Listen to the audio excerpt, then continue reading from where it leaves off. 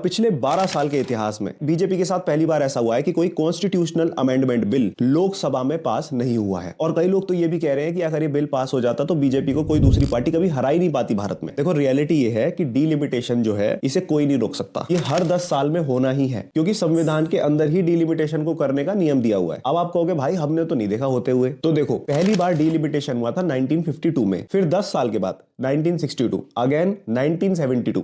But हुआ क्या कि इमरजेंसी के दौरान इंदिरा गांधी ने डीलिमिटेशन को फ्रीज कर दिया 2001 तक। अब 2002 में अटल बिहारी वाजपेयी जी की सरकार थी, उनके सामने आया ये, तो उन्होंने भी इसको 25 साल के लिए फ्रीज कर दिया 2026 तक। और इस साल क्या हो रहा है, सेंसस हो रहा है। तो आज लोकसभा में 543 सीट जो हैं वो 1972 के सेंसस के आधार पर डिसाइड की गई थी। उस समय भारत की पॉपुलेशन 54.8 करोड़ थी, आज कितनी है 140 करोड़। मतलब ये जो छोटे एरियाज है, ये जो बड़े एरियाज है, इनमें पॉपुलेशन चेंज हो गई होगी। और हम तो कहते हैं वन वोट वन वैल्यू, मतलब आपके पास और अंबानी के पास एक समान कोई चीज है तो वो एक ही चीज है, वो है वोट देने की power. But the problem is आपके एक वोट की वैल्यू चेंज हो चुकी है। मान लो किसी कॉन्स्टिट्यूएंसी में आज 10 लाख लोगों के ऊपर एक एमपी है, तो किसी कॉन्स्टिट्यूएंसी में ये हो सकता है कि वहां पे 30 लाख लोग हो और उनके ऊपर एक एमपी हो।